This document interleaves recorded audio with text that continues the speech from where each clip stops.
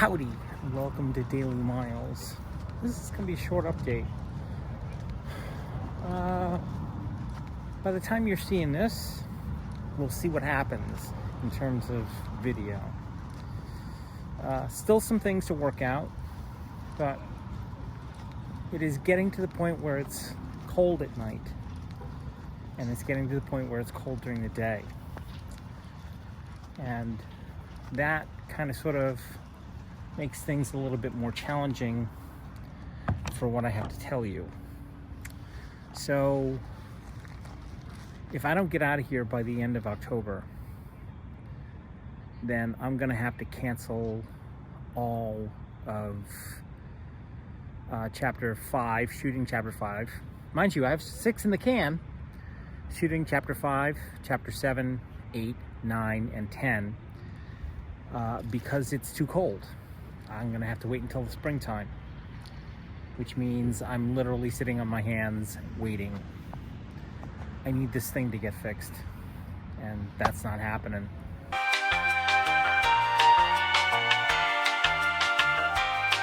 I gotta drive over to Matt's and rip apart my engine for the second time. Yay, looking forward to it.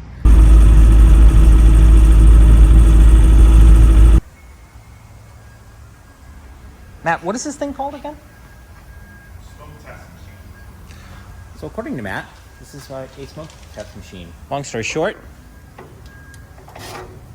it connects to this guy right here, that right there, and it pressurizes my system looking with smoke.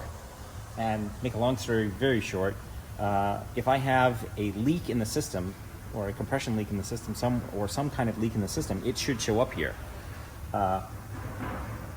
It's clear that I have a leak, but it's not clear where it's coming from. So I got nothing at this point. Matt's doing a little bit of research for me to find out where some failure points are, but we got nothing. So at this point, I'm pretty much going to pull apart my engine today. Right now we're doing a fuel test, a fuel leak, to see whether or not there's proper fuel pressure.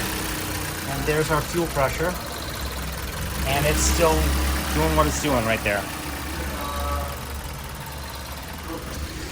It's below 60 psi. Well, that was inconclusive. Fuel test, or fuel pump pressure, fuel pressure is low. It should be at 60 psi. It's not. It's at 52 and holding. It doesn't make any sense. This makes absolutely zero sense. Matt's scratching his head over here, going, "What the is this?"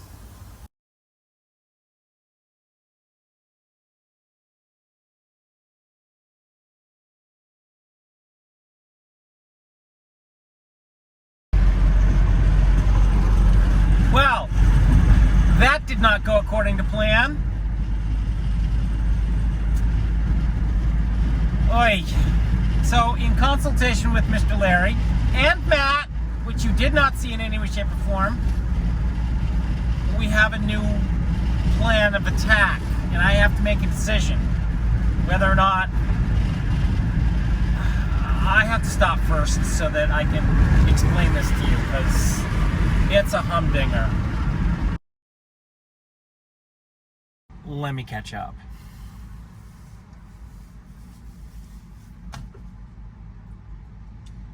All right.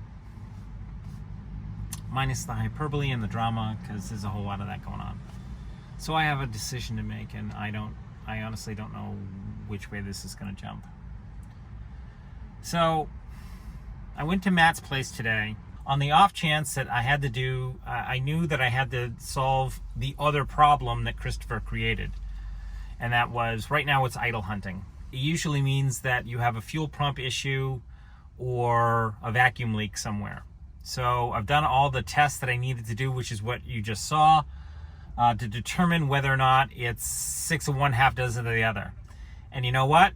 In both of those cases, both of those results, they were inconclusive to tell me why my vehicle is idle hunting. This doesn't make any sense. So Matt and Larry have come in. They are sort of in agreement, but they're not in agreement. I'll explain. Matt's suggestion was to swap out the fuel pump, which may be causing the problem. Or Larry's suggestion is to pull apart the PCV system and to check to see whether or not the valve is open or closing. And both of those are labor intensive. One is a little bit less labor intensive than the other.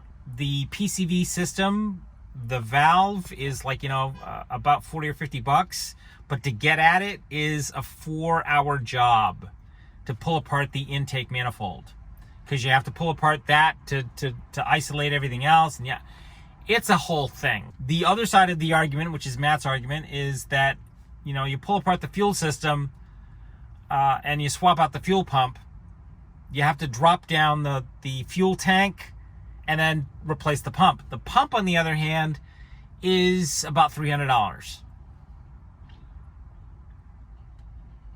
$175 to $300. And it's about a 3-hour job. Bing, bang, boom, in and out. Now, in either one of these cases, in either solution, this does not solve the rattle noise that I'm hearing. It does not solve my engine mounts needing to get replaced. And it may or may not solve my idle hunting problem. What would you do?